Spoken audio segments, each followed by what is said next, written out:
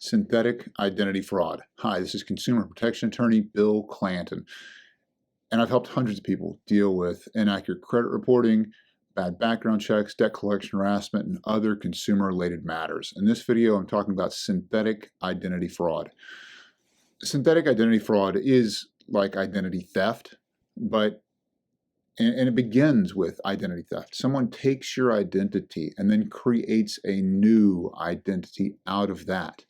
They may change your first name. They may change some of the digits of your social, may change your birth date, use a different address. It's kind of like you, but it's not you. And the reason they do this is because it may not show up on your credit report as quickly. So if it's too close to your identity, then it will show up on your credit report. You'll realize it, and you'll put an end to it, right? If they use a synthetic identity, it may never show up on your credit report, or if it does, it may take longer. They'll run up tens of thousands. I think the average synthetic identity thief is about $50,000 in charges before they're either change identities or get figured out or get stopped somehow. And so they'll run up $50,000 worth of bills, and the banks they run them up with aren't just going to sit around and take it.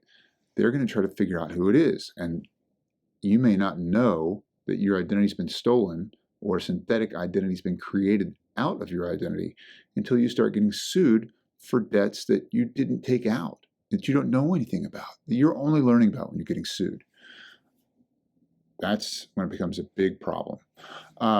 How do they do this? Well, since COVID, things have gotten easier.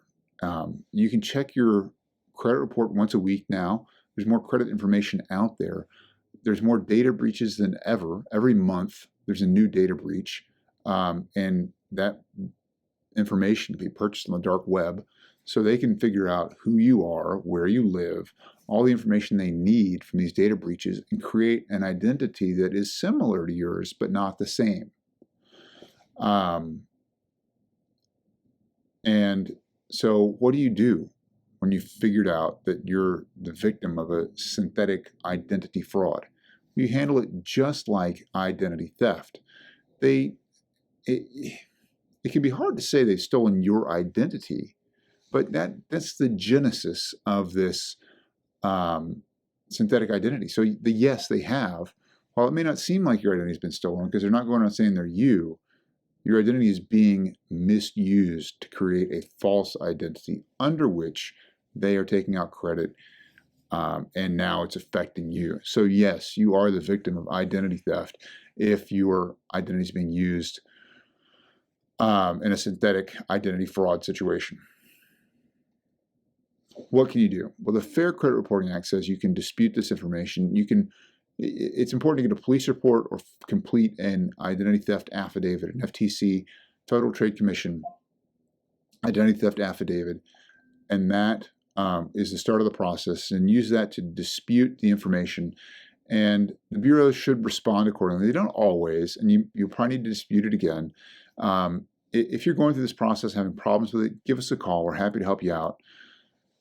But be aware, these synthetic identity fraudsters are stealing your identity, creating new identities, and it's affecting your credit improperly.